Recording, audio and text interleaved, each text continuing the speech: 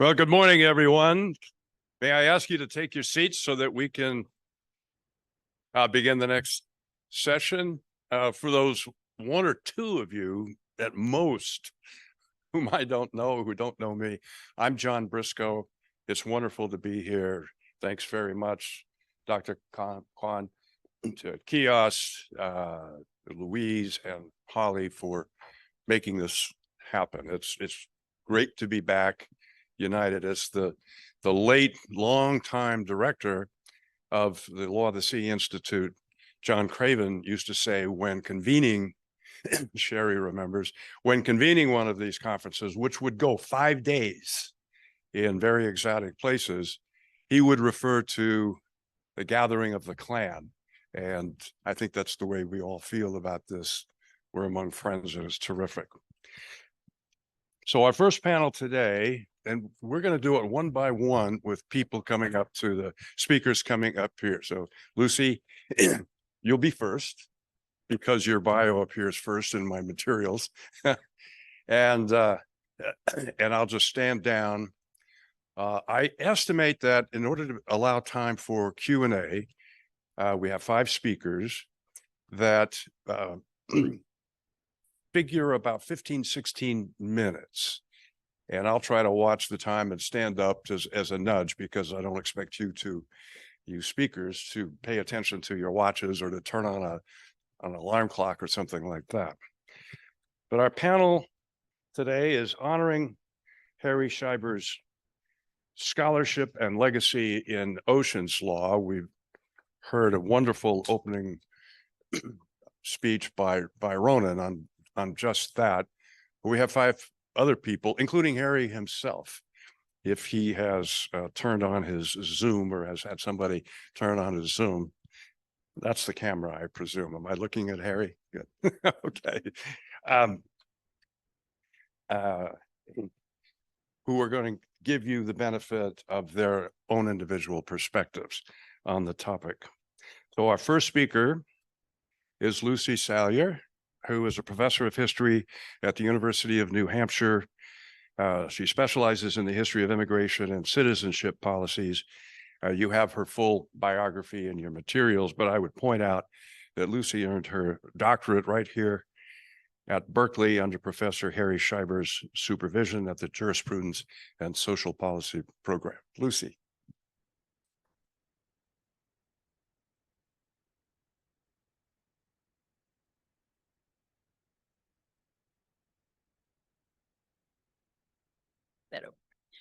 Well, it's really such a great honor to be here, and I'm a bit of an interloper. I'm not going to talk about Harry's contributions to the history of the law of oceans because I would not be capable of doing that. But what I do want to talk about is Harry as a very devoted mentor and teacher, and especially about Harry's contributions to the fields of legal and economic history. And that I do know something about. So I will start with that. So I first met Harry Scheiber in 1981. I'm sorry, late 1970s, when I took his economic history class at the University of California, San Diego. And it was nice to see the photograph, because I remember when he looked like that in 1970s. He had literally written the textbook for this class on American economic history. At that point, when I took the class, I had no clue what I hoped to do, and could never have imagined that I would one day be an historian speaking here. Harry, however, saw something of worth in a research paper I wrote for his class, and he hired me to be his research assistant. And his recognition encouraged me to take myself more seriously and to think about history as a field of study and perhaps even as a career choice. We both arrived at the Jurisprudence and Social Policy program here at Berkeley in 1981, where Harry eventually directed my dissertation. Over 40 years later, I still think of Harry as my advisor, as well as my colleague in legal history, in part because Harry has always been so willing to offer counsel encouragement, and support. For Harry, being a mentor is not an obligation that ended with his students' graduation or even with their tenure at academic posts. Once a mentor, always a mentor, would sum up Harry's level of commitment. So while preparing to write this talk, I pored over my collected works of Harry in Scheiber, which is a very substantial body of literature that fills the thick files of my cabinet and spans my bookshelves. I came across one article inscribed, "To Lucy, read every word and footnote!" exclamation mark. The admonition to read every footnote was made only half in jest, and it captured much of what I learned from Harry about being a professional historian. Harry taught me to respect the footnote, not simply as an artifact, but for what it represented about the methods and missions of being an historian. Most fundamentally, we as budding historians were taught to be thorough and meticulous researchers, and to document our sources and research process so that it might be critically evaluated by others. In Harry's seminars, we parsed footnotes almost as closely as we did the text, analyzing the evidence for the scholar's arguments and discussing whether the sources cited were the best or most convincing available. But citations did more than provide scientific verification in Harry's opinion. They also provided a vehicle to acknowledge the contributions of other scholars who had come before us, and to see oneself as part of a broader intellectual community, engaged in ongoing conversations and debates about common problems and issues. Graduate students in his classes were expected to make fresh and original arguments based on their painstaking research, but also to acknowledge the lines of continuity in their arguments with scholars who had come before them, and to abstain from that academic hubris that can become so tempting as a graduate student when one is starting out and trying to make one's mark in competitive academic circles. These qualities that Harry taught us, meticulous research, exacting standards of excellence, fresh interpretations, openness to new methodologies, and responsible scholarly citizenship, all contributed to Harry's current status as one of the most eminent and respected legal historians in our profession. Harry was part of the founding generation, a pioneer, along with others such as Professor Lawrence Friedman at Stanford University, who did so much in the 1960s and 1970s to redirect the study of legal history, following in the wake of J. Willard Hurst. They aimed to liberate the study of law, or in legal history more specifically, from its traditional focus on legal doctrine, which was studied divorced from its social and cultural context. Though he began his academic career primarily as an economic historian, Harry is hard to peg within one specialty, given the range of his interests. He trained under the legendary Paul Gates at Cornell University, who was known for his work on public land policy in the American West. But Harry's first publication, when he was only 25 years old, was his revised master's thesis, The Wilson Administration and Civil Liberties, 1917 to 1918, a book that is still widely cited today. His next book, his revised dissertation, revealed the impact of his mentor's interest in the economic development of the American West, as well as the influence of J. Willard Hurst's seminal work, Law and the Conditions of Freedom, which emphasized Americans' creative and instrumental use of law to create a dynamic capitalist economy. Harry's now classic, Ohio Canal Era, published in 1969, was a landmark study of the government's role in economic development during the era of the transportation and market revolutions of the 19th century, as the nation rapidly expanded westward.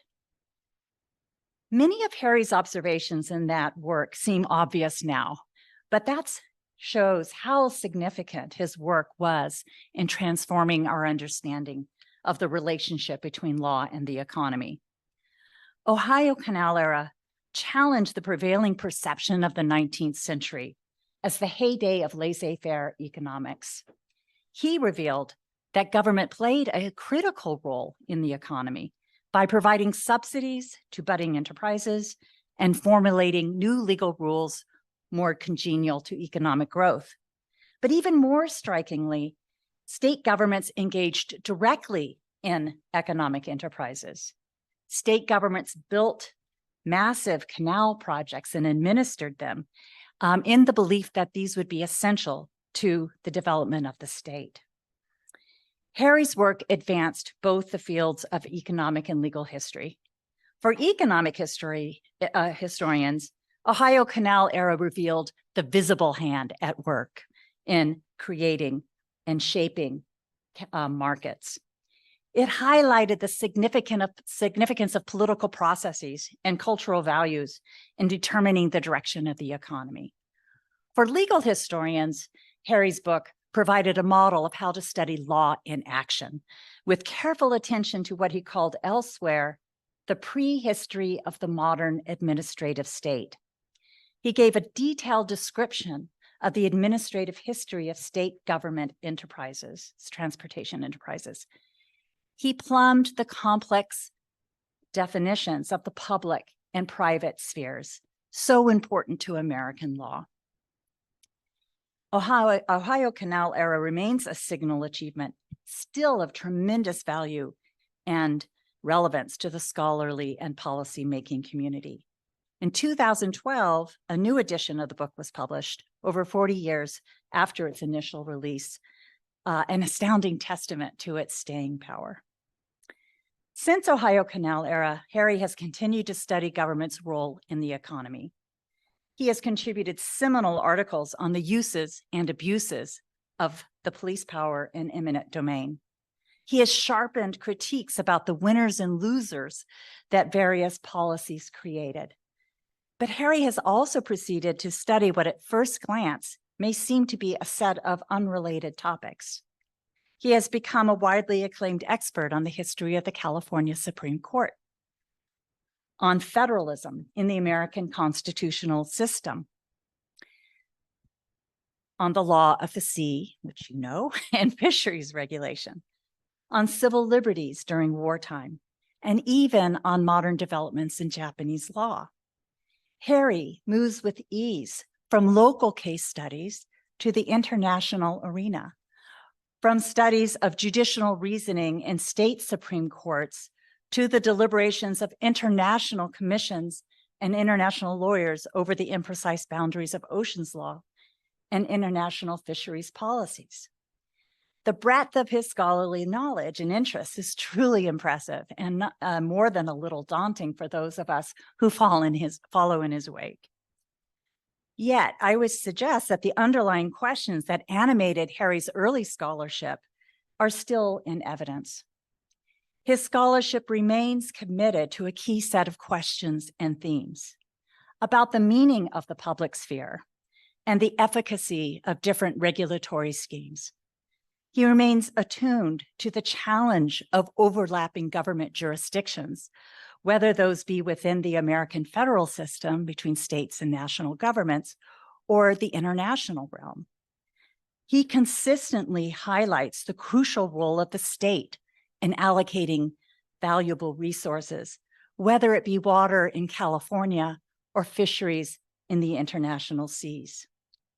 And he persists in alerting us to the problem of establishing a rule of law and sustaining a commitment to civil liberties, especially in times of war and national emergencies. The long list of Harry's honors and international affiliations, all of you here today, attest to the high esteem in which he is held in national and international communities for his pioneering and ambitious scholarship. The multidisciplinary jurisprudence and social policy program at UC Berkeley proved to be, I think, the perfect home for Harry, as he has thrived in the intersections of academic fields. He has never been content to be only an economic history, only a legal historian. Harry has served in leadership positions for a wide range of professional organizations, including, but not limited to, the Agricultural History Society, the Council for Research in Economic History, the American Society for Legal History, and the Ocean Governance Study Group. Harry has built bridges across disciplinary and national boundaries. And importantly, he has created the infrastructure that has been necessary to foster innovative and collaborative research. Perhaps his most fruitful collaboration was with his life partner, Jane Scheiber, who I hold dear in my heart.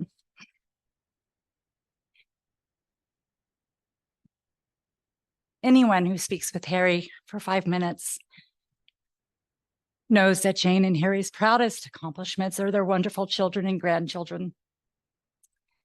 I'm thinking of a time when 2 years ago, the last time I'll take a minute. I had lunch with both of them at their house in Orinda, and my son was eloping. So, which I knew he was eloping. He called me the weekend before. And so we were having lunch, and the minute I got the text that the deed was done. And so I said to Jane and Harry, we're guests at their wedding. And so we all raised a glass. They broke out the wine, I guess, not champagne, and we all shared a toast. But that was such a dear moment, and kind of captures perfectly the type of mentors and friends that they were, always interested in one's intellectual pursuits, but also their family as well. But Jane and Harry also supported each other's professional and intellectual pursuits. And Jane, of course, was a powerhouse in her own right. She was a gifted historian, editor, and administrator. Together, they were an unstoppable team. They even served as co-authors on numerous occasions of an idea that I find difficult to imagine given being married and trying to write together. In 1969, Jane and Harry published an article on the wartime mobilization of Black Americans during World War I, a topic that was rarely studied at the time.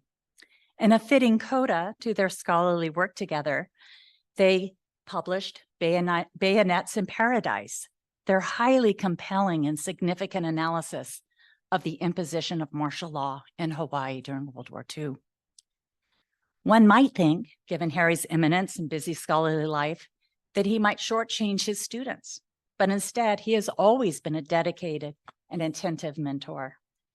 Harry held the bar high for sure for his students, but he was always there to help us to gain the skills and connections we needed to be successful. Harry's students' work reveal his imprint as they undertook studies of government policy in a variety of contexts.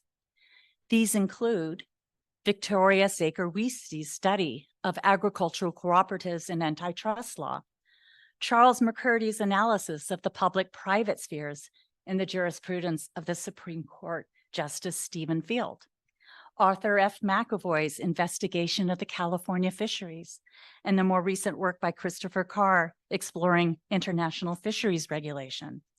It includes the study of Molly Sullivan of the regulation of water law and the public trust doctrine, Catherine Miller's work on the cattle industry and American water law, Patrick O'Bannon's analysis of technology and labor in the Alaska-Washington salmon canning industry, Paul Sabin's history of California politics and the oil industry, Barbara Leapart-Wester's study of environmental law and change in the Yakima Indian Nation, Lindsay Campbell's comparative history of the regulation of speech and expression in the United States and Canada, and Amy Toro's study of the Federal Communications Commission and listeners' rights, and my own work on the history of immigration and citizenship policies.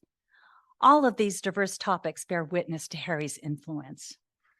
His students have gone on to a wide variety of positions as faculty in law schools and academic history programs, as attorneys in law schools and administrative agencies, as journalists and members of research foundations. So to bring my comments to a close, I think that Professor Lawrence Friedman, at Stanford University, a longtime colleague and friend of Harry's, captured Harry's impact on academia and policy makers quite well. He observed that for Scheiber, history does more than reconstruct the past. It explores traditions that often illuminate questions people face in contemporary times. At universities today, at my university at least, we increasingly hear calls for engaged scholarship. The label might be new, but Harry has long served as the model of the engaged scholar.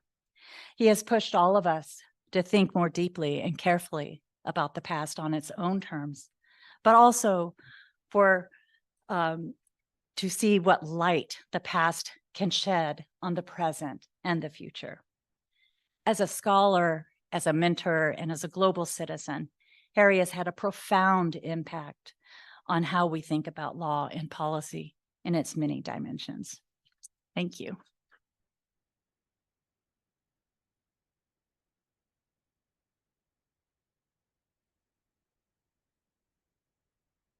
Thank you. Thank you, Lucy. That was terrific. And our next speaker, am I looking at him? Technology is not my strong suit, Tom. Is Tom Ginsberg, who is the Leo Spitz Distinguished Service Professor of International Law at the University of Chicago. But more important, he holds the BA, JD, and PhD degrees from the University of California, Berkeley, here. At present, among many other activities, he co-directs the Comparative Constitutions Project. And I have a question for Professor Ginsberg right off. How many constitutions did Aristotle study? I once heard it was about 100 of those Greek city-states and their constitutions. But would you welcome, please, Professor Tom Ginsberg? Thank you so much, John. And the answer is about 100. In our database, we have about 900 since 1789. So we've expanded on Aristotle, though we're still looking for that level of wisdom. Harry, I see you there, and it's very unfortunate I couldn't be at Berkeley. You will excuse me because of where I am sitting right now, which is Cornell University, Cornell Law School. I'm giving a talk, and I will briefly just, show you here, prove this is where I am. And I had a long scheduled talk, so I couldn't be there with Berkeley with you. But anyway, you'll forgive me in your old stomping grounds. What I want to do is say a little bit about a kind of a theory of scholarly production, and then talk about Harry, and then talk about the law of the sea. So in that order. I wrote a book a few years ago on what I was calling judicial reputation, how court systems function in their various societies. And I drew on a theory in economics that's called the theory of team production, which is related to sports teams. And it's a fairly intuitive theory, but I'll just lay it out for you. If those of you who played sports, if you're playing, football or basketball or something, we all know those players who are completely focused on their own achievements. The person who's always trying to score, they could be some really great players who have that ability. The problem is if you have a team made up of those people, you don't win any games, right?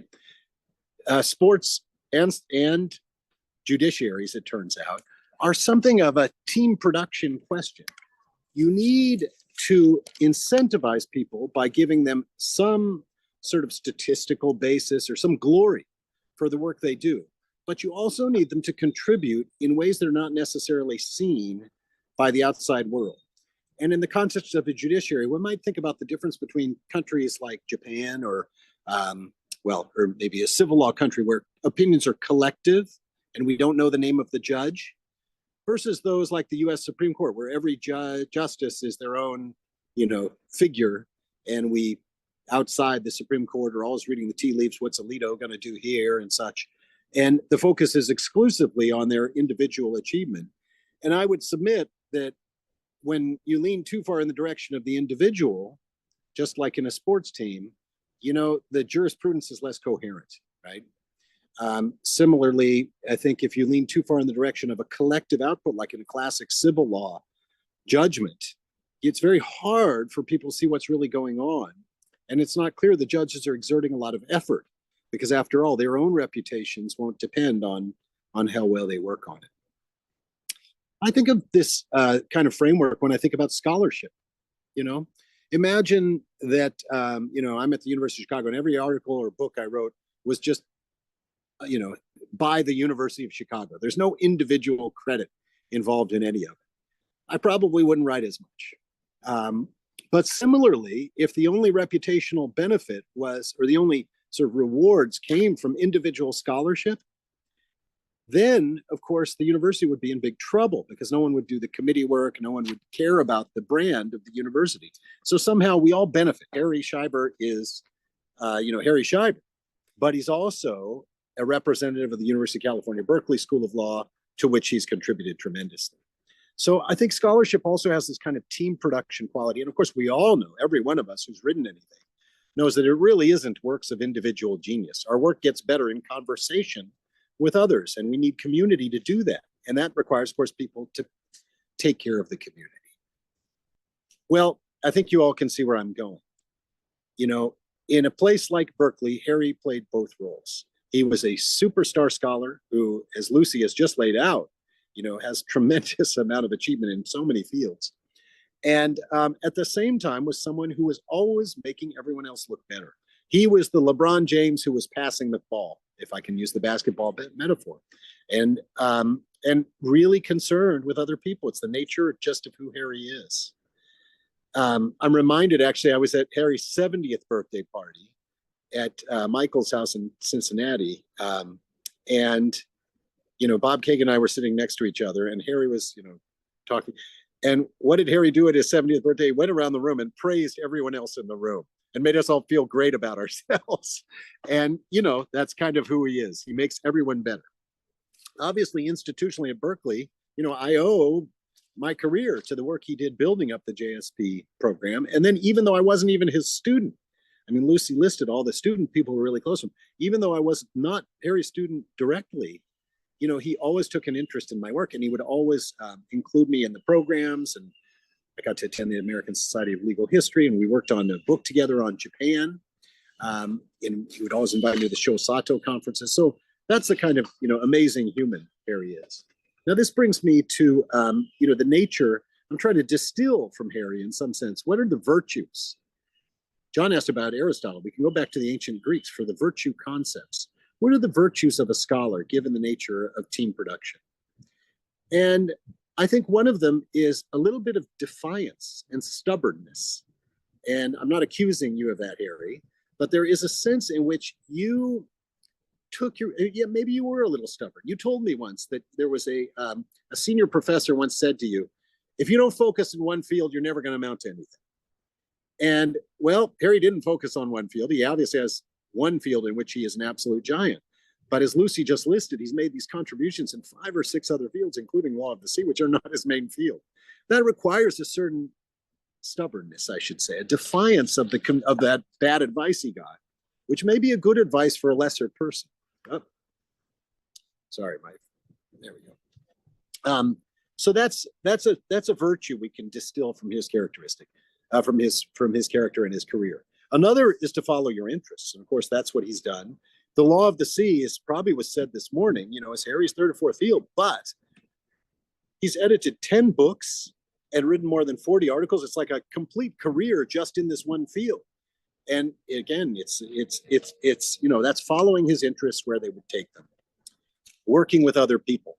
Obviously, this was a collective project in which Harry was always bringing in younger people. Everyone in the room, I'm sure, has an experience like mine of feeling really included by Harry in this collective project and in putting it out there as a team product, right? That's what an edited book is. It's unfortunate, in my view, that in modern academic, management, this isn't as true in the United States as it is in other countries, but the edited book is not, it doesn't get as much credit as it should. It's obviously a lot of work to do. And what it's doing is that kind of team production process. It's recognizing that if we want to say something about modern Japan or the law of the sea or anything, it's best to, or federalism, as he's done some books on that. Let's get together. Let's talk about it. Let's submit everyone's best little paper rather than single monographs. And boy, we just have learned so much from that. I can remember a piece of Martin Shapiro's, my PhD advisor, in one of Harry's books on federalism. It's still like a canonical piece. And, it was published by the Institute of Government Studies, putting the work out there as a collective. And that's really another virtue I think we get from Harry. Another thing I think he brings is a kind of a charismatic belief in the power of law. And I wish I was there. I'd love to talk to Lucy about some of those other fields. But like when I read Harry's book, it's like, yeah, law really does matter. And of course, we're all law and society scholars, so we know it doesn't always matter in a predictable way. But there's a kind of sense in Harry's work that, yeah, the law really can do something. And that's clearly true in his work on the law of the sea. His work on the law of the sea, I'll say a little bit about. I read a bunch of it. Obviously, there's so much, I couldn't read it all. But I read a bunch of it for the lecture I gave last year, the Harry and Jane Scheiber lecture on the law of the sea. And it was such a pleasure to read. And I really recognized Harry's virtues as a scholar there. There's a lot of careful work, extremely interdisciplinary, tracing the history, but in light of broader social forces that were going on. It wasn't simply a doctrinal history by any means. One got a sense of the real stakes involved in his account of LOSIs and the fisheries stuff in the early part of the 20th century to his contemporary work on oceans management and environmental concerns, a real sense of what this really does matter. And when I was a graduate student in the early 90s, mid 90s, I don't think we thought that the law of sea, even as UNCLOS was being consolidated, mattered as much as I think we are now all aware how important it is. Another theme is we've talked about this, is the importance of small states in the law of the sea. Harry, in reacting to my lecture on democracy in the law of the sea, said, you really should emphasize the role of small states because the law of the sea, the law allows the units without a lot of absolute power to get together to use the law to advance their claims. And in this regard, it's incredible that we're having this meeting on the very day at which the Law of the Sea Tribunal is hearing the advisory opinion demanded by the KIOST, the Commission on Small Island States on Climate Change and International Law. They have requested, and I have to say, I feel really a kind of great kinship with this group. I actually have done a lot of work on my other side on constitutional law in Tuvalu, one of the tiny nations, which was the leader of this collective movement. Tuvalu is just in the middle of nowhere. It's 10,000 people. It's, the north side, population of the north side at Berkeley is larger than Tuvalu. And yet, through the law, they're able to articulate a voice on the global stage to try to get this advisory opinion, which would have an effect. Maybe not the immediate effect of all the nations, all climate change interventions, accelerate to the point where we can stop things, but it will have an effect normatively and as a resource in the political struggles which are going to be necessary for the oceans to survive. And I just feel like that the fact that we're doing this on this day is kind of like, it's just really fitting for how I take Harry's scholarship. The final thing I want to say is the virtuous scholar is devoted to something bigger than himself. And that, in Harry's case and Jane's case, was Berkeley.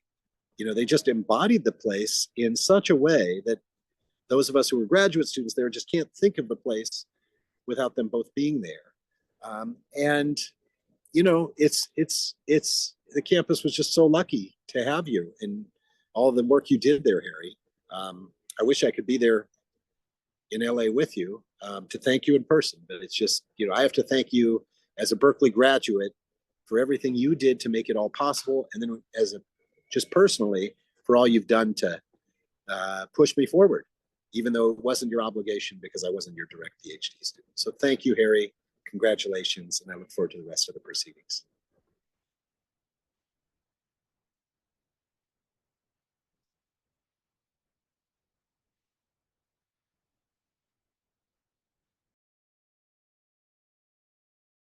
And I want to,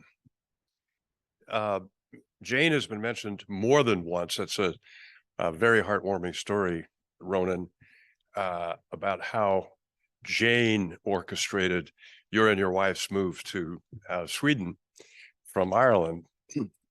But I was reminded of something else, that in 2009, that the most prestigious award, I believe, that a faculty member can attain here on the Berkeley campus, and the Berkeley campus is huge, as you all know, is the Berkeley Citation Award. Okay? In 2009, it was awarded to Jane Scheiber. 3 years later, I guess Cal felt maybe we ought to do something for Harry.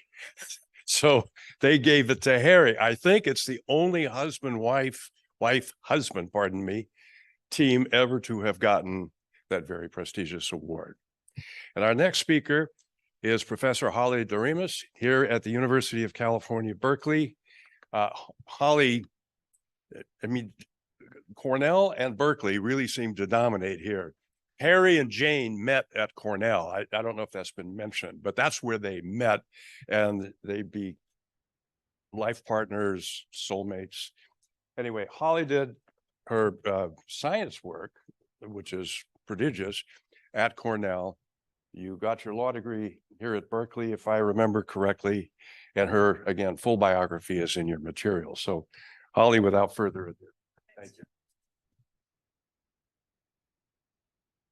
Yes, John points out I was at Cornell for a number of years, and that's one of the things that when I first met Harry, we talked about our years in Ithaca and bonded over a little bit. It's nice to see that Tom was there just now. I want to start by thanking Maya Baisley and Louise Bedworth from CLE, and Moonsung Kwan and Sukwo Lee and Charity Lee from KIOST for all they've done to bring together this terrific event.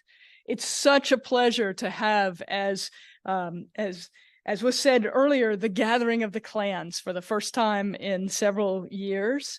People, the hangers-on of KIOST and LOSI and the many fans of Harry Scheiber. It's really terrific to have the chance to celebrate and to honor Harry. Harry's scholarship, as we've already heard, has too many threads to cover in one panel or with one speaker. And even if we limit it to oceans, you can see from the pamphlets that are on the tables that it's too much to cover in this kind of time. So I've decided to focus on some of his fisheries work in the hope that I can do it some justice. I think it's fair to say that most, at least US legal academics and lawyers, not the people here, of course, but most others would think of fisheries law and fisheries policy as, so to speak, a backwater. But Harry showed that it's important in its own right, but even if you don't care much about fish and fisheries, it's a terrific lens through which to see the workings and development of law and policy in the resource context more broadly, and indeed overall, to see how law develops and works and the ways that we can productively study it. As I was preparing for this conference, I've been powerfully reminded that every time I read or reread Harry's scholarship, I discover new insights and I learn new things. His work is always both erudite and lively, a pleasure to read as well as a joy to learn from and sometimes to argue with. Sometimes, though, it does make me feel a little bit inadequate, if you will. Sometimes I think as I'm reading some of Harry's work that pretty much every idea I've ever had, he had and articulated better decades before I was thinking about it. One of the things that's nice about being together for this kind of conference is it's heartening and affirming to hear some echoes of the same themes from our distinguished speakers already. I want to pick out what I see as 4 key threads from Harry's extensive fisheries scholarship, and I won't talk about any of them in detail, but I would say that each of these threads has been shaped has shaped, I should say, Harry's work has shaped and been part of major scholarly conversations and policy developments in each of these ways. The first is the importance and the benefits of a historical perspective, which, duh, Harry's a historian, but not all of us always realize the value of that. Second, the need to recognize and reckon with a variety of interconnections. Third, the challenge of adapting law, policy, and more fundamentally, thought and understanding to new circumstances. And fourth, the legitimacy and importance of public as well as private rights, and the inevitability of grappling with the tension between those two. So let me start with a little bit about what I see as the value of a historical perspective. I am certainly not a historian. And like most of us, I'm prone to kind of normal human blind spots, which I think a historical perspective, and especially the kind of historical perspective that Harry articulated, can help us fight and correct.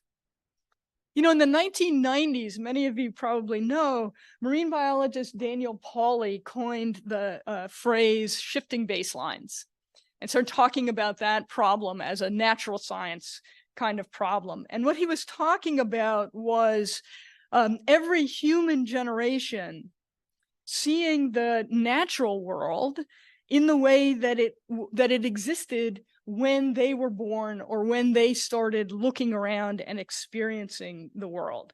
And there's a tendency to see that state of the world as both natural and perhaps inevitable.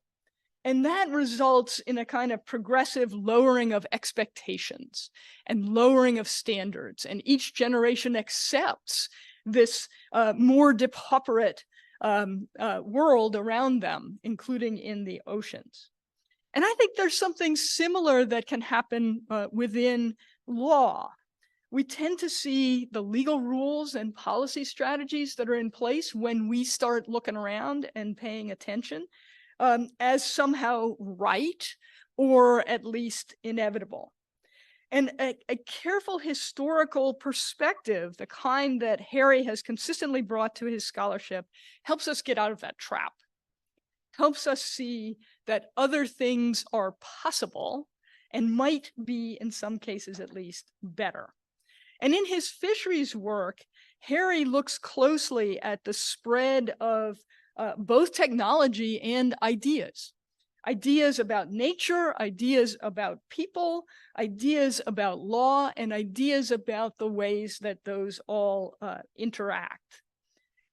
Ideas like the reality and recognition of exhaustibility, which was not inevitable in the law of the sea. It was widely thought for a time in historical perspective that the seas were inexhaustible. We know a lot better than that now. And that from that perspective, we also see all the power that we have, the remarkable power that we collectively have to change the world for better and certainly for worse. But also ideas, the spread of ideas about management, about boundaries, about privatization, about how and why to set limits. And in turn, when we pay attention to the development of those ideas, that leads us to things like the expansion of national jurisdiction. We get to policy measures to address some of these ideas. And basically, the essence, I think, of the importance of the historical perspective in this context is that a clear vision of the past helps point us to a clearer vision of the future. And like the natural world that we encounter, the social world is not inevitable, but the product of a myriad of events and decisions. And only by seeing where we come from can we see where we could be going. Second, interconnectedness. Of course, this is a fundamental precept of ecological science. No part of the natural system is isolated from other parts, and impacts can propagate through the system. I was really glad that you mentioned the 1997 paper in Ecology Law Quarterly, Ronan, because that's a great paper in which Harry shows how study of the history of fisheries science and management is closely intertwined with the history of the ecosystem idea and has generated the broader and modern ecosystem approach to resource management. And of course, this history takes us well beyond ecosystem studies of the ocean to the interplay between ecosystems and their human exploiters or dependents, and between such seemingly disparate fields as fisheries biology, economics, political science, and law. And we've already heard about Harry's interdisciplinariness. And of course, that's the fundamental nature of JSP, where he spent so much of his career.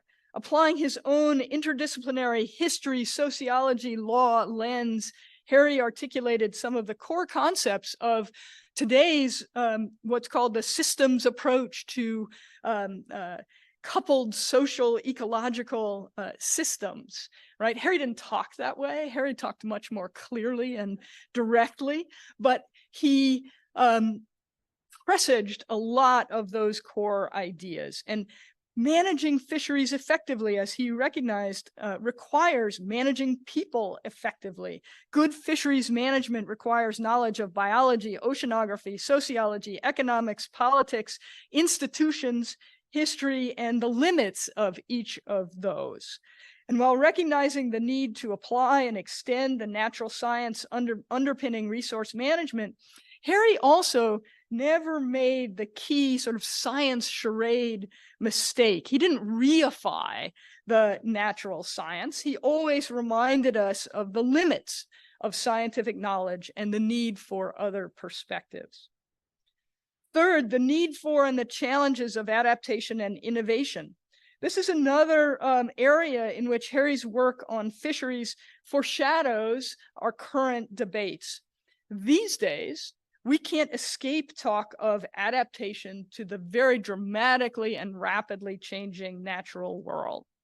And in the legal academy, of course, we're obsessed with how law can and must adapt to the new natural conditions and to new and evolving goals, such as preservation of non-target as well as target species in the oceans. Of course, this is nothing new for law. The tension between the desire for stability, especially where property rights and investment-backed efforts are at stake, and the need for adaptability. Harry's work has always reminded us of the long lineage of these kinds of tensions. This goes well beyond his fisheries work. I think Lucy mentioned some of his work on property rights in other contexts. There's a great piece in the California Law Review where he talks about public rights and a lot about California water and the development of California water law and Western water law, I think more broadly. How the California Supreme Court shaped or perhaps distorted, depending on your perspective, the law in order to adapt it to the very different conditions of California. And in the fisheries context, he's got a great piece about Stanford law professor Joseph Walter Bingham, who pushed hard for the expansion of national jurisdiction over distant ocean waters in response to technological developments that made the distant water accessible for large-scale fishing. And of course, that vision, which had and has its critics and which has some undesirable consequences, but that's become the extended jurisdiction regime of UNCLOS. Right? We see that today. Along similar lines, Harry with Chris Carr traced the development of fisheries privatization tools such as ITQs as a response to the coupled problems of sustainable, economically viable ocean fisheries. Which takes us to the final theme that I want to touch on, which is the legitimacy of and the need to recognize and protect public rights.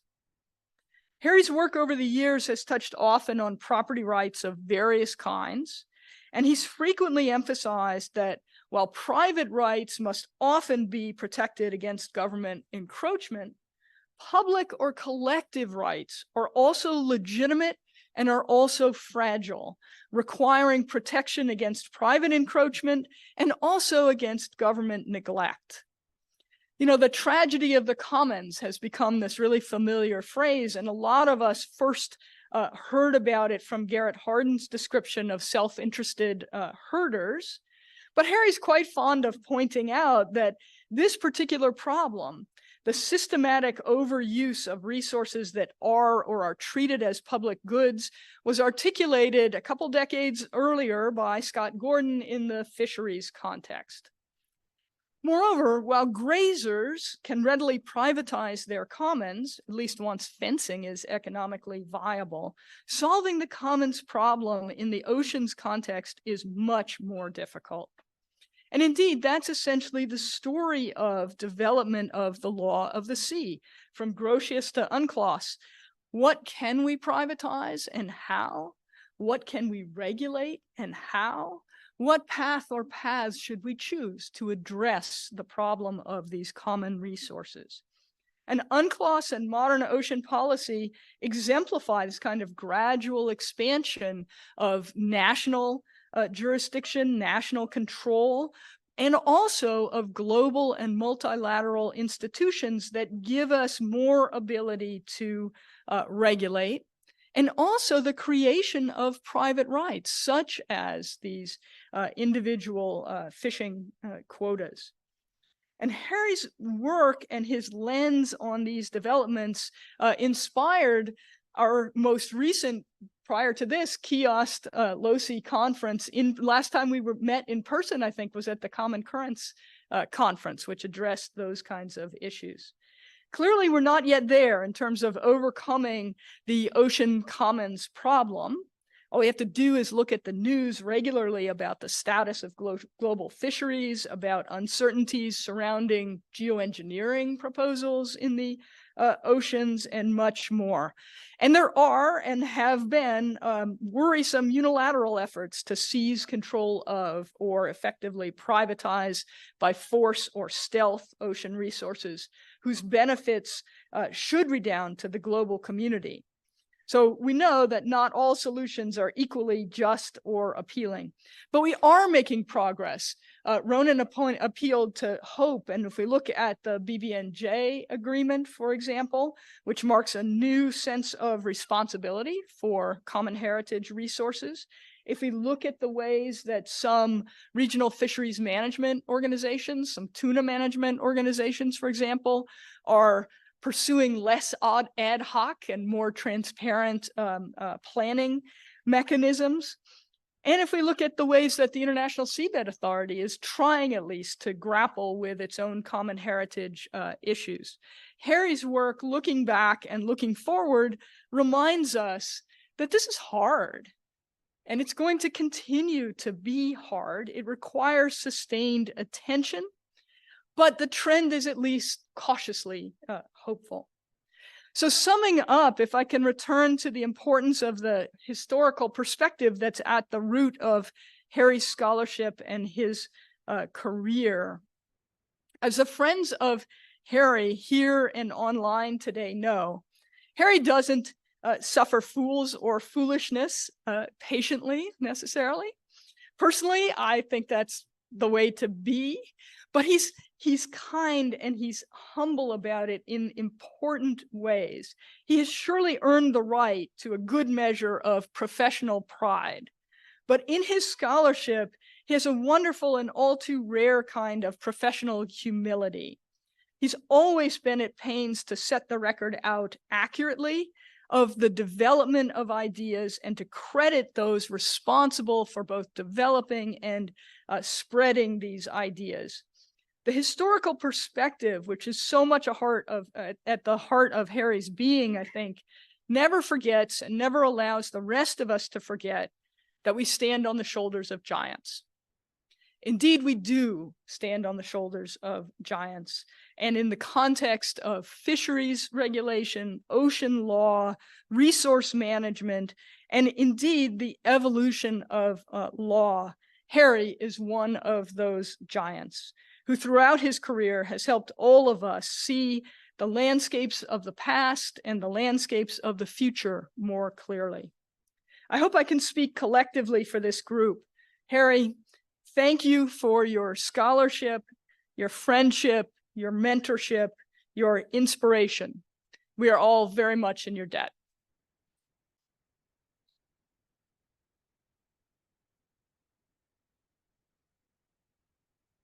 Thank you, Holly. Thank you for those warm remarks. And Ronan, don't leave just yet, because I was going to take your name in vain. You invoked Seamus Heaney's great poem, inspired while he was here, that contains the line, "When hope and history rhyme." Do I have the line right? Yes. Okay. So far, so good.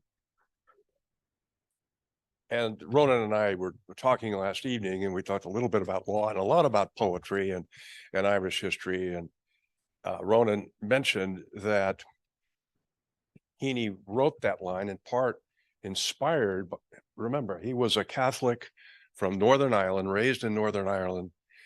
During the 1960s, he lived through the Troubles, as they were euphemistically called. And here he came to Berkeley in 1971, and he was struck by the liberality of the community that he found here. And I said, well, that's kind of ironic, because it hadn't been liberal very long. The free speech movement had taken place in 1964, and Berkeley was not a liberal place before that. It was a bastion of arch conservatism. Thank you for the nod, Dick. I hope I'm speaking accurately. Our next speaker is a giant in the mold of Harry. Our next speaker was one of 5 defense counsel representing the 770 defendants criminally charged for their actions during the free speech movement in Berkeley. 770 defendants, 5. I don't know how many of you tried cases, but that is an extraordinary burden for a defense lawyer.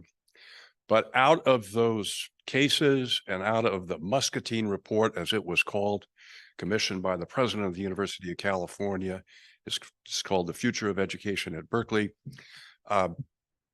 Berkeley became, in such short order, a bastion of liberal thinking, what a university should be. Liberal comes from the word to free from the shackles of ignorance.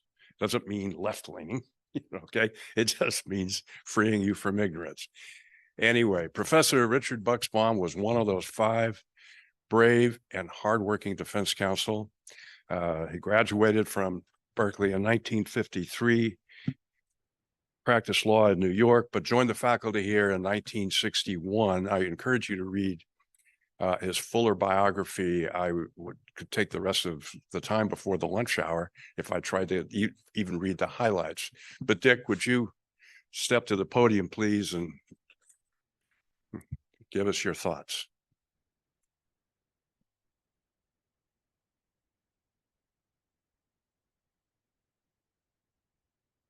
Thank you very much, John. And for those, especially who come from other universities, let me tell you that as a person retired for more than 15 years, this is my formal outfit.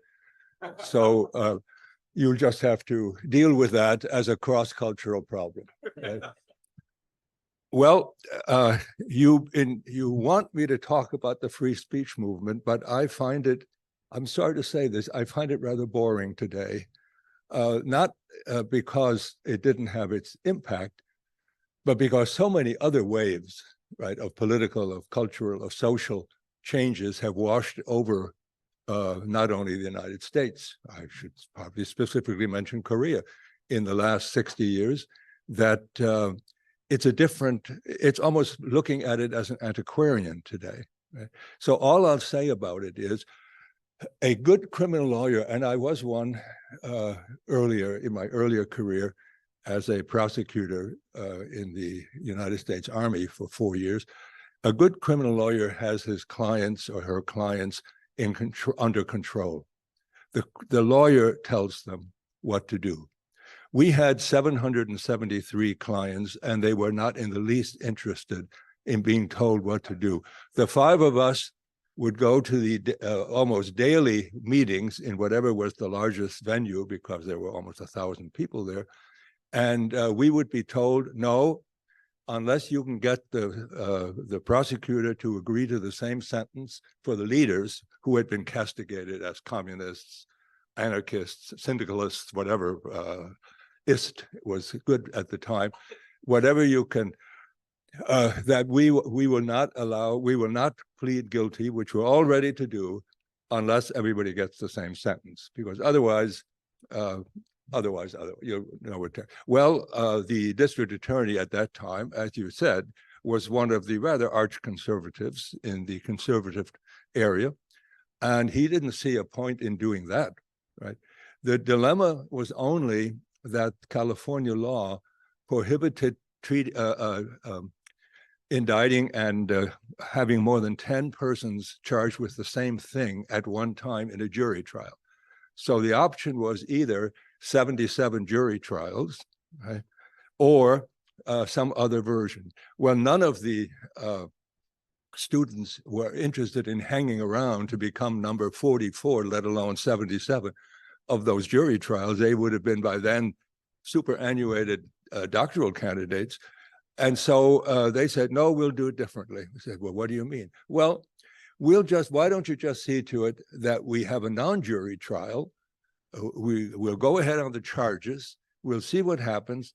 And since we can't all come, see what the DA would allow as to the minimum number of those who should appear in that trial. And the rest of us will sign waivers of any rights to any other treatment than that given to the first 125. Now, a worse outcome is really hard to imagine, you know, because of course the 125 that was the amount we had in the were handpicked by us, but the prosecutor insisted on handpicking some of his own, and of course then that became the ones whom the news went on to, you know, the communists, the syndicalists, the anarchists, the Hegelians, the left Hegelians, and so forth. All right, I'm going to stop there because that was really the story that I think was interesting about one of the worst procedural trials in American history. Right? Let me now, however, if I may take another 5 minutes, reflect again on Harry, and this is in a very personal term. You're all here to learn about or to talk about the law of the sea. You may not recall, some of you, that actually Harry and I began with the law of the canal, a very different situation. I was raised, after we came here from Germany, I was raised in upstate New York on the banks of the Erie Canal. That was a wonderful thing for us. Harry, of course, his doctoral, I think it was his dissertation, was on this, he had it from Cornell, where I was, and it was about the Ohio Canal. It was economic history. It wasn't the radical economic history of a Genovese, let's say. It was nonetheless a very sober look at what the Ohio Canal meant in the early part of the 19th century to the economic and, of course, population and demographic development of the further west of the East Coast. Right? So our arguments, I finished at Cornell about when he and Jane came. I arrived at Cornell in 1946. So they came a bit later, obviously, quite a bit later, Harry. And so our arguments were really about the merits of the Erie Canal versus the Ohio Canal. You know, I thought that the Clintons' folly, you know, the Erie Canal folly, was the important thing. He said, no, that's just local stuff. The real issue is the economic development going further west. So we had battles about that. And Jane and I, with Harry's sort of grudging joining us, we decided we had to do this in a battle of songs, right? I had my song, you know, it was 40 miles from Albany, forget it, I never shall, what a terrible time. We had one night on the Erie Canal. They had a much better one, right? Low bridge, everybody down, low bridge, we're coming into town. You'll never know your neighbor, you'll never know your pals who you've spent 15 miles on the Erie Canal. So we tried to make that into a harmonized, it didn't work. not because the keys were different, but the meters and the rhythm were too different. But that was our beginning. And that was, to me, still the essence of Harry and Jane, that they could go at this game this way. Later, we had one more, I would say, important non-ocean-based thing that was more substantive. And here, I think I should be short because I don't want to presume that Dan Farber would not cover some of this. But Harry had a very abiding interest in federalism and American style. And in about I should look at it again, but it was in the early mid-1980s, a very important symposium was sponsored by him on American federalism in its modern versions. And that became actually a rather important milestone for an interesting reason. I was there to represent the views of the European, at that time, the European Economic Community, and it was indeed the Europeans who were most interested in this, and the 3 or 4 of them who were major players in the European Commission, and one of them from the Council of Ministers, and one of from the Danish Parliament, because the Council of Ministers, of course, was a state structure. They found in that conference the seeds and the beginnings of a whole set of future relationships of comparative federal studies that went on from then into the 90s and really developed a whole set of publications that still were foundational to the later development of the European community and then of the European Union. That was also, Harry, a contribution you made through the Institute of Governmental Studies. But for me, I think it's the Ohio Canal versus the Erie Canal that still should be our touchstone. Thank you, Harry. Yeah.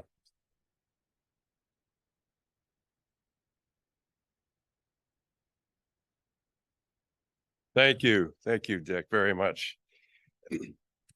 And Holly, you mentioned that Harry's writing can be is characterized by being erudite and lively. And for those of you who have read much of Harry, I know you readily agree, but I'm going to give you a citation. If you look at the handout, Law of the Sea and Oceans Policy Publications by Harry, just turn and look at the very first entry. Now, this is obviously an academic piece. Pacific Ocean Resources, Science and Law of the Sea, the obligatory : Wilbert Chapman and the Pacific Fisheries, 1935 to 1970, published in the Ecology Law Quarterly in 1986. This is the very first one that you find here. Look at the pages of it. It's about 150 pages. This is no little law review article. It is closer to a book. It's closer to a biography of one of the most fascinating people you will ever read about in your life. Dick, you're the only person in the room who might have known Wib Chapman. And do you have favorite biographies? This is a question, the literary magazines ask a lot of times, interviews with famous people. What are your favorite biographies of people? Everybody's got a favorite one. I'll bet you read this, and this will be, even though it's an academic piece, and I put that in quotation marks, it reads like a novel. The story of this very colorful man, a scholar, a guy who could be negotiating with the president of the United States or the president of Chile one moment, or the dictator of Chile one moment, and then dressing down a tuna fishing boat skipper the next, and having that skipper in fear for his life, lest he do what Chapman wanted. This man comes to life. He was an enormous figure in American foreign policy and international affairs, and figured greatly in the 1958 and 1960 conferences. But if you read nothing else by Harry, I urge you to pick that up. It's a fun read. And now I actually get to say the man who needs no introduction at this point. Harry, the stage is yours.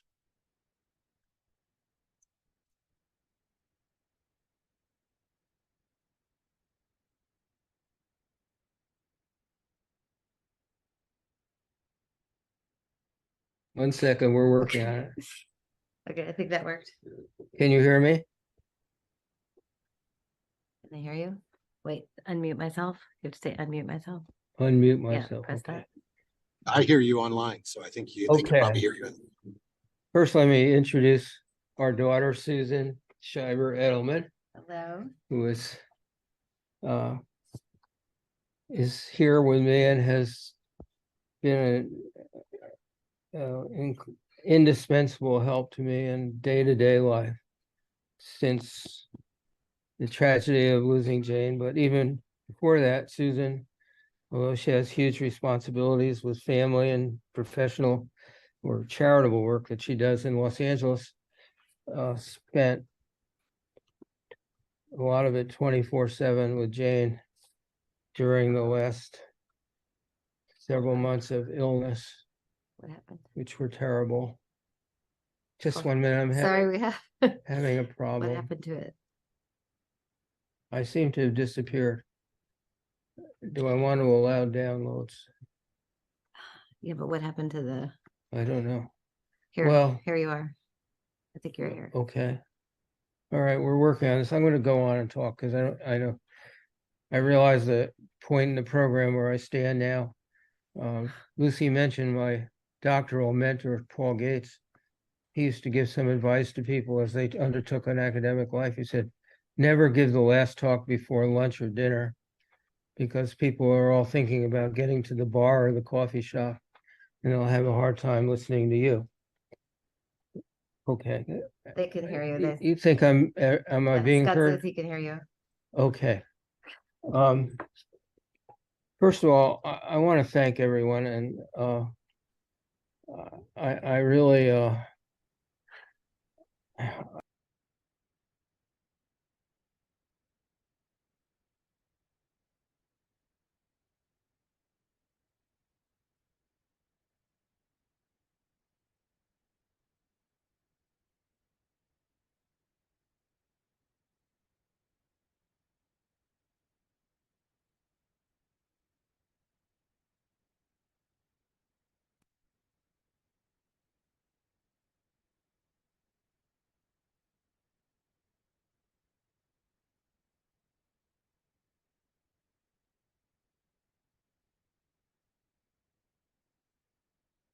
No, they're calling you. Maya's calling you. I think Okay, they lost the 1 connection. second. Hello, Maya. All Hello. right, are you back on? Okay, I think you're that's on now. Maya trying to help me with this. I was once in a totally different intellectual context, did an oral history in a series that are called the Founders of the Law and Society Movement. And I was friends with everybody in that group of 5 or 6 or 7 who were on the Berkeley website with these oral history interviews. And afterward, one of those, they were all friends of mine. One of them said, gee, I forgot to mention you. And I said, oh, that's okay. And of course, ever since then, I've resented it.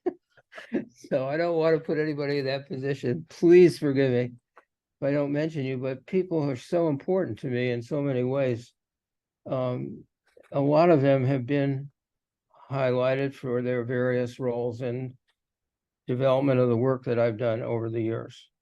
First, I want to thank, of course, the people who organized this conference, Sikwu and Charity Lee in Korea at KIOST, Charity at KIOST, Sikwu at Inha University, just enormously important in all this.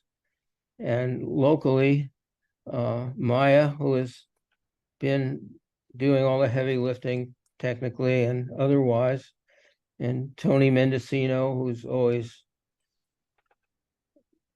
my reliance for so many things and has been for a long time. She and Karen Chin helped me with all my work over the years, and I'm enormously grateful to them, as Jane was.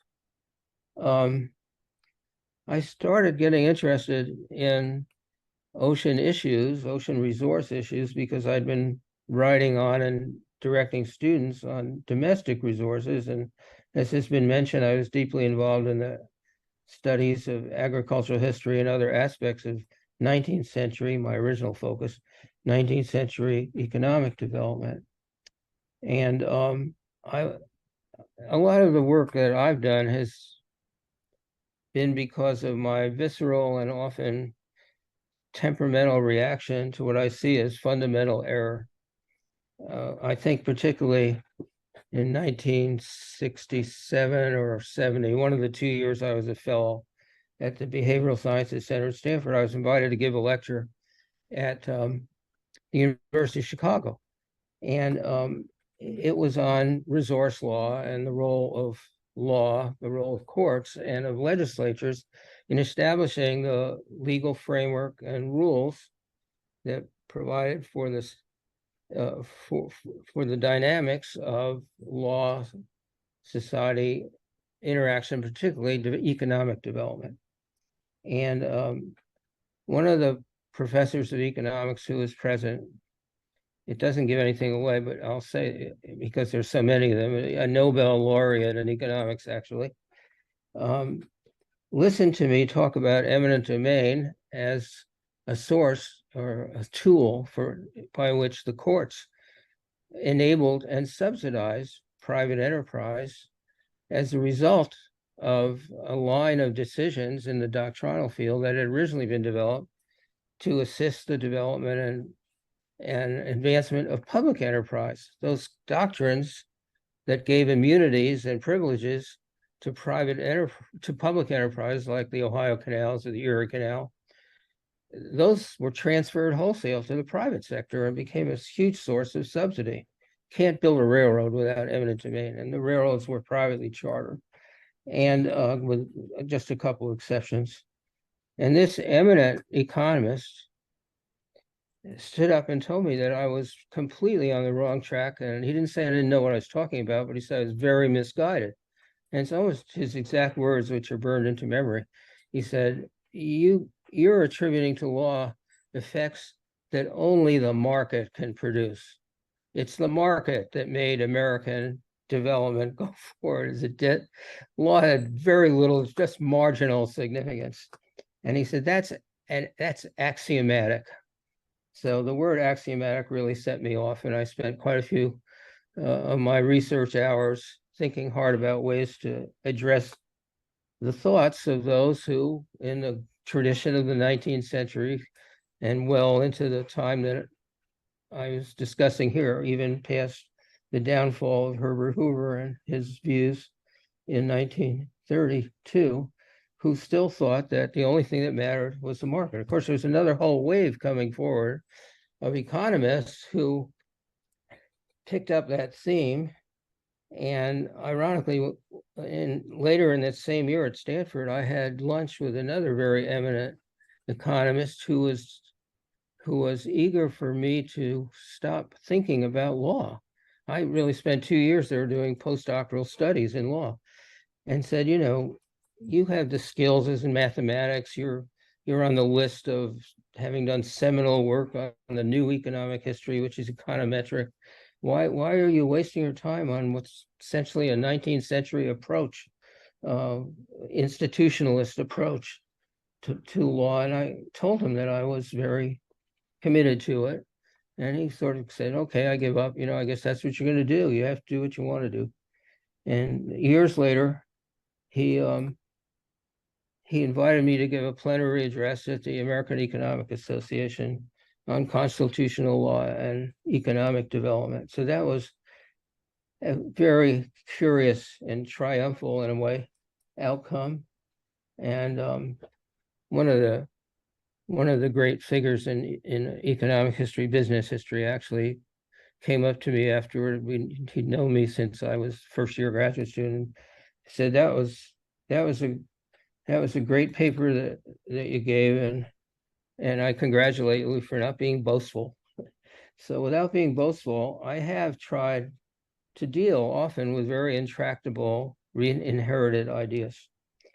The one thing that has worked in my favor, and particularly at Berkeley, although not exclusively, both Dartmouth College and UC San Diego were very wonderful venues and homes for me intellectually and advancing my research and my teaching and my fields of interest.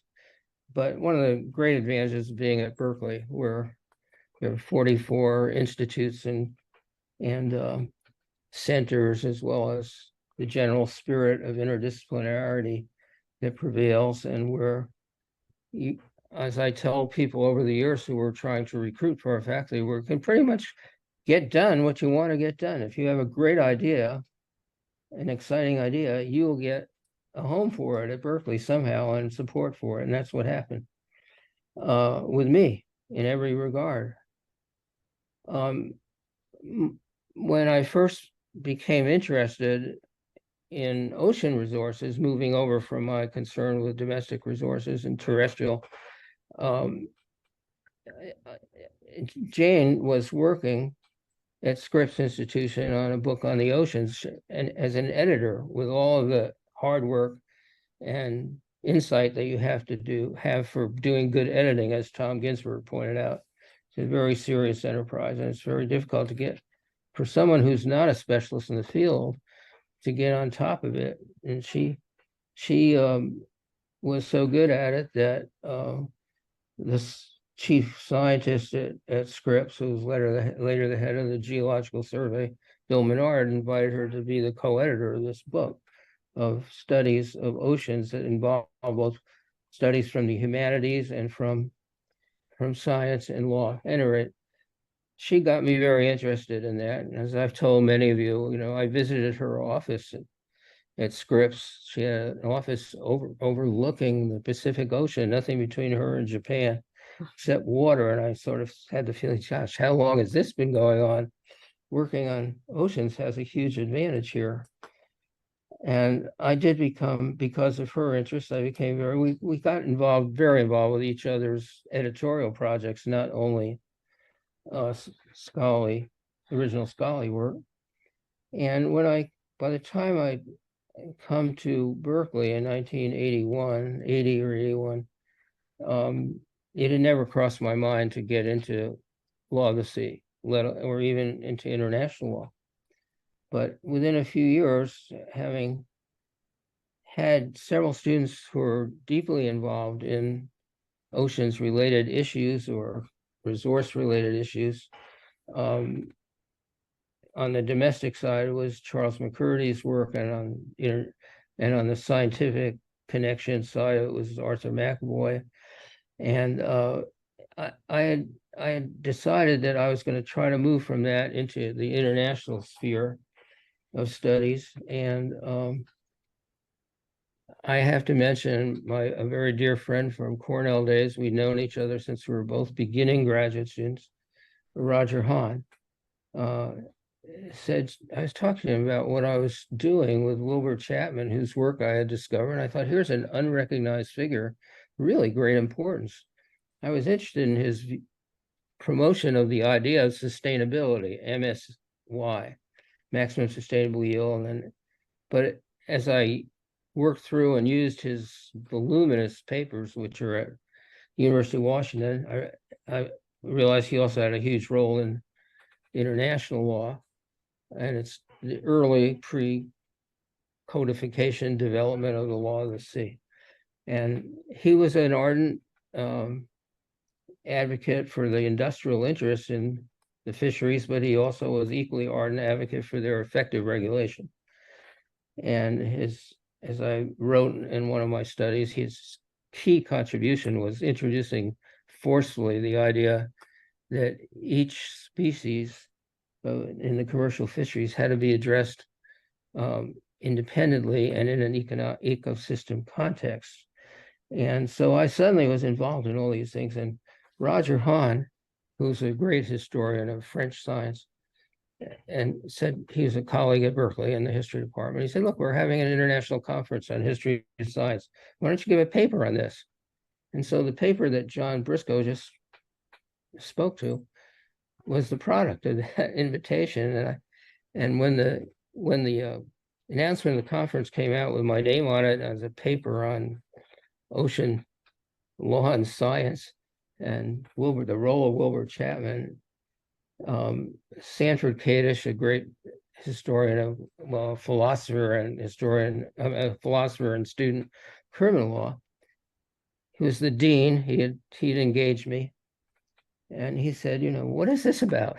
I said, well, I've gotten really interested in this aspect of the relationship of science and law and policy. And just as I was interested in the relationship of engineering, science, law, and policy, and my work. And he said, well, okay. I said, fine. I still remember his saying, disconcertingly to me, it's not my dish of tea, but if it's yours, go right ahead. And of course, he was 100% supportive of my work in that area. And I just want to say a word about, as I say, I do this fearfully for leaving a name out. So I know how awful it is when a name gets left out. But people who were so important to me at that stage of the transition in the 80s were, of course, Stefan Riesenfeld, who was interested in what I was doing, encouraged it. And I was so happy, and he was pleased, as he told me, when I had a chair given to me named after him.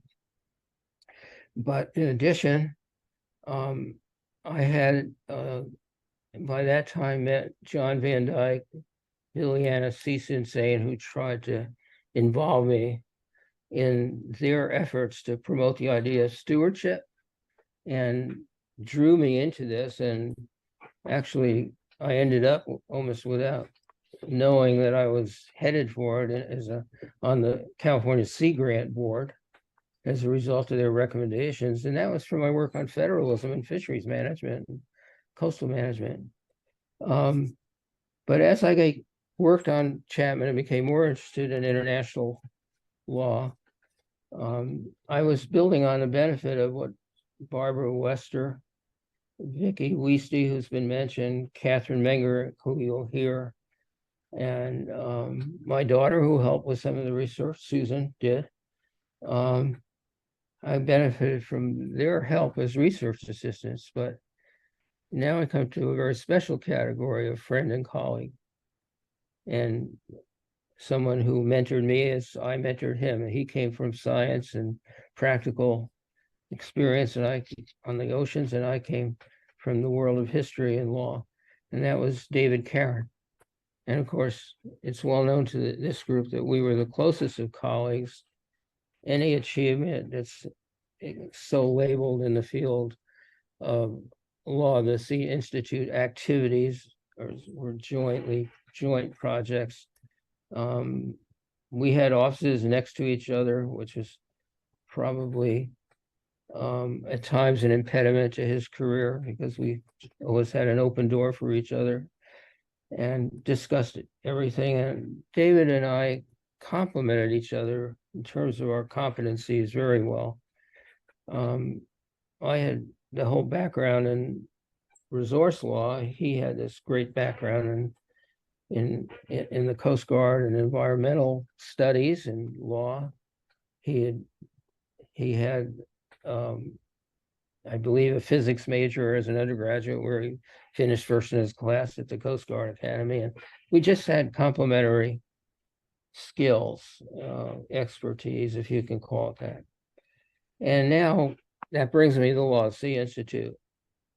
I've written about it, as Ronan has pointed out, in one of our volumes, and I don't want to reiterate in detail everything there, but the shift toward adding, that wasn't a complete shift, adding international law to see to my interests and activities at that time led Dick Buxbaum, who's just spoken, to broker for me, not at my initiative, but at his, with the Luso-American Foundation and the Portuguese government, to broker the idea of our having at Berkeley a conference on law of the sea in response to the suggestion of that foundation and the Portuguese government that Berkeley do something to recognize the anniversary of the Vasco da Gama voyage. And so I did organize that conference, and that's where I had the pleasure for the first time, the honor of meeting some of the leading figures then and after in the field. I still remember at that conference or at a subsequent one that I organized in 2000 that became the book called Law of the Sea, Common Heritage and Its Challenges. The title, by the way, was suggested by John Van Dyke, and that was his focus of his work as I wrote, when I wrote about him. But at that conference were Judge Chin Ho Pak, Professor Tulio Trevis, Professor Bernard Oxman, and Professor Bill Burke, all of whom became important to my life as a scholar. And during the conference breaks, they were huddled very animatedly and looking at a chart, and I didn't know what they were up to. I thought, boy, something important must be happening.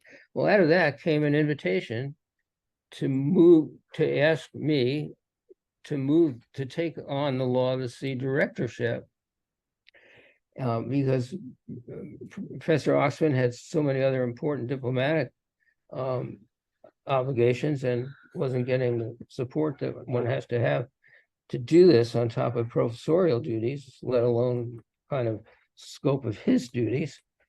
He wanted to see it moved, and out of those conversations came the plan to disestablish the Law of the Sea Institute as it had been at Rhode Island, its founding institution. I've written about that founding, and at Hawaii, for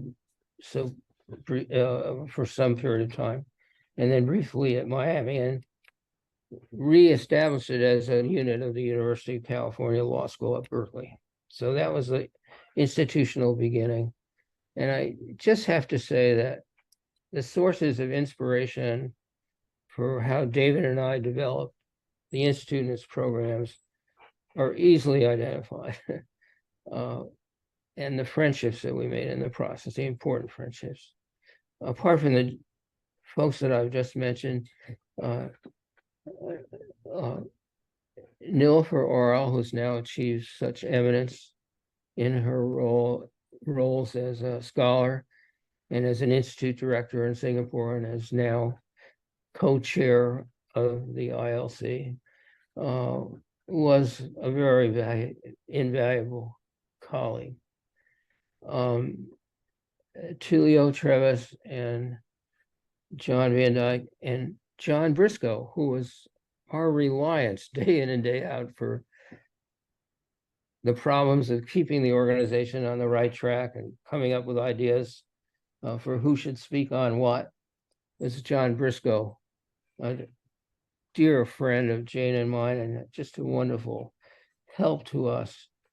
And Tony Mendocino and Karen Chin were absolutely indispensable. And Stephen Riesenfeld also supported it. And as I say, over the years, that intellectual inspiration and support expanded to include James Kraska in military studies, security studies, which David was very interested in and competent in. And then Nilüfer, with her interest, not starting with interest in straits, which was fascinating, but broadening to this very full interest, very broad interest time. I just, I could go on with others, but I have to mention in particular international ties, and I'll do it quickly. I was at the same time developing and directing the Shosato program in Japanese and US law, and a series of volumes came out of that from conferences like the Law of the Sea conferences, juggling both of them for the same period of time, 20 years, with the Shosato. And there again, an inspirational figure was important, and that was Tom Ginsberg, who we've heard from today. As he said, he wasn't my doctoral student, but he was a student in the JSP program that I chaired over a cumulative period of about 9 years during its early days. And in that context, I also thanks to Bill Burke's introduction, I got to meet William Harrington, who had been the assistant to the secretary, assistant to the undersecretary for fisheries after Wilbur Chapman, and whom I gotten to know through Chapman's correspondence with him. And Bill Harrington became a very valuable friend. When I wrote to him to say maybe I'd like to get an interview with him, he said, "Oh, sure." He said, "Love to do it. Come up to my home." And he had retired from the State Department. He had also had a very important career as a scientist. He was the chief scientist for international fisheries, or the chief administrator for international fisheries management issues, based at Harvard and Woods Hole. At any rate, apart from his work during the war and doing the same kind of management oversight in the West Coast, he then became, Mr. Harrington, with the equivalent rank of a colonel, became the head of Natural Resources Division on subdivision on fisheries for General MacArthur and the Supreme Commander for Allied Powers Headquarters. And he was vitally, centrally important in setting the stage for post-war Japanese fisheries expansion. And Mr. Harrington invited us, and we had this amazing, wonderful half day with him and lunch at his home, where he lived alone in Connecticut. And he took me down to his study in his basement, and he had this huge volume of records from his days as a scientist and a manager, and then Japan. And he in turn introduced me to important figures who helped me with my studies of Japan, and culminated in a book that I did that was a major commitment for me over a period of time, doing research with Jane always with me and helping and making suggestions and saying, "You got to see this document or that document." It was our project jointly in many ways, although not explicitly the way our big book on Hawaii was. But I had the honor to meet Akio Watanabe, great figure in international relations in the University of Tokyo faculty, and he and I actually did a paper together as a result of that connection, and he and his wife became great friends of Jane and me. So another name that I just have to mention, because he really guided me in a special way on Japan and international affairs.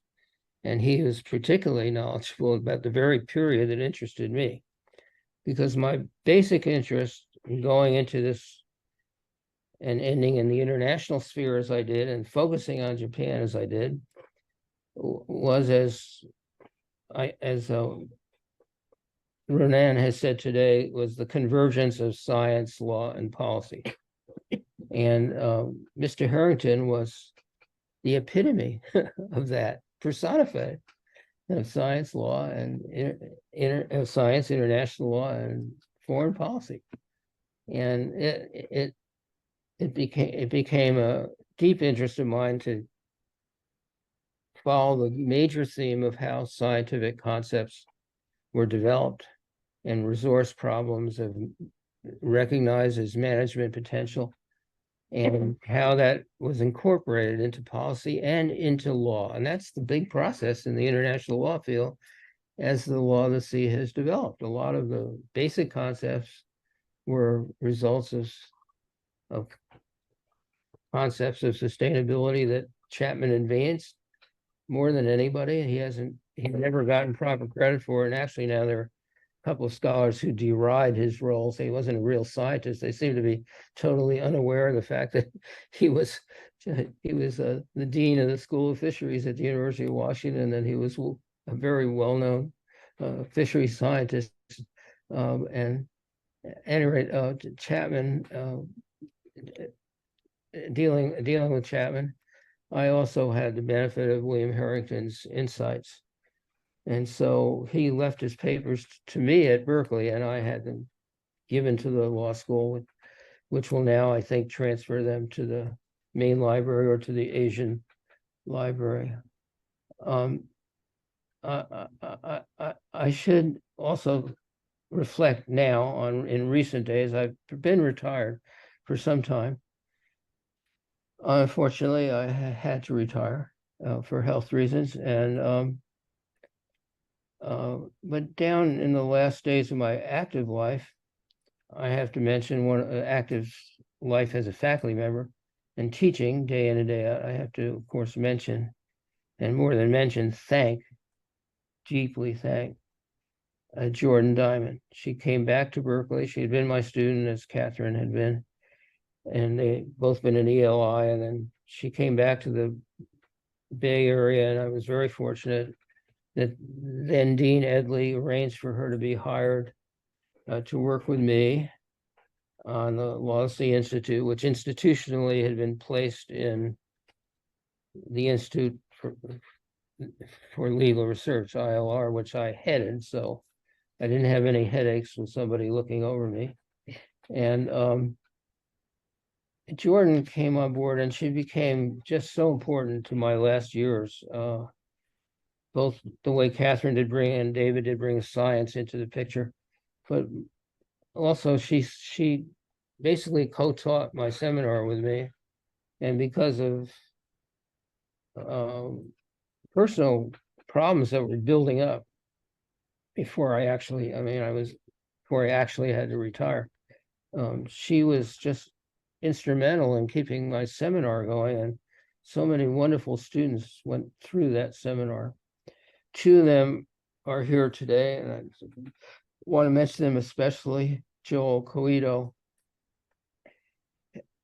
and Nick Monticelli. They're both Coast Guard officers, and both in the mold of David Caron. Joel actually talked about that explicitly at the memorial for David. And Nick has been especially important because he was a student in my last seminars the last year, and went on even after he graduated and was back in active duty, in a very busy active duty assignment in the Coast Guard, in helping me with my research. And I'm sad to say that we had planned on a joint venture that is to combine the LOSI issues with economic questions in depth in a book that just I had to withdraw from, regrettably. And he's continued his studies, and as has Joel, who went to Yale for a master's degree, and they both had already very illustrious, important Coast Guard careers. Nick is now on reserve duty, but I expect great things of them as scholars, and whether or not they continue on the pathway to admiral positions. Finally, as to not just today's event, but I want to thank the KIOST and Sikwu Lee, who I've known, as he said, since 2006. I think I originally met him when he was basically an ambassador for Judge Jun Chun Ho Pak, and couldn't come to one of our meetings, and Sikwu was there. Sikwu was also working on the Docto issue at that time, and I met him as a very young and early career, although well-credentialed, professor at Inha. And Sikwu has been a terrific member of our organization and given us great leadership. And he's also been important as Charity Lee has in keeping KIOST interested and appreciating what we try to do. And we're so grateful to them. And then director, now retired, you heard him today at the opening, a wonderful friend, Dr. Kwan. All of them have in KIOST and the predecessor organization, and others in Korea, they've given us great support, and I think shared values in many ways. We've had international partners from Sweden and from Japan, from Germany, and and Hawaii, of course, it's domestic, but a different organization there, the East-West Center. And the special role of Sukwu, so typical in the way he has played a role in this conference. So this is a great moment. I mentioned the first conference which resulted in the transfer or the rebirth of the LOSI Institute exactly 25 years ago, I think this month, 1998. And it's been quite a long run for me, and the friends, many of whom are in this room, John Briscoe particularly did a great deal to see to the establishment of the Jane and Harry Scheiber annual lecture on law, the sea, and policy at my law school. And I have to thank Ronan for his role also as giving us inspiration and leadership. And now extraordinary generosity, the way he's spoken about my work. He was the inaugural lecturer in that series. The president of the International Court of Justice, Joan Donahue, Berkeley law graduate and a wonderful scholar, as well as jurist, was one of the lecturers in that series. Tullio Trevis also, and Tullio was not just for the LOSI Institute an inspiring person and a huge pillar of support, but he also was a pillar of support for David Caron in his career, active career in international adjudication. Tullio was one of the lecturers, and Tom Ginsberg, who, as Tom mentioned, was my principal reliance in my 20 years directing the Show Sato program. He was one of the lecturers, and most lately Nil for oral. So it's just been such an honor for that series to remember Jane in that way, to have these great scholars all in that list. And there will be another lecture in the spring of this coming academic year. I don't feel that it should be. I haven't been given permission to mention it, but I have to say I've closed with reference to Dr. Kwan, who, as I say, became a friend as well as a colleague.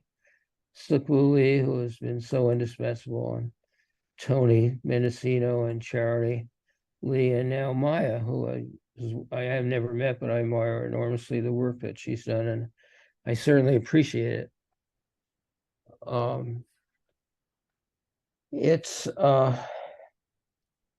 difficult for me to give full voice with adequate resonance in my depths of appreciation to what's been done now. And I want to end with my special thanks to Louise, who came into Berkeley and like a breath of fresh air in revitalizing the LOSI Institute, blowing out all the cobwebs and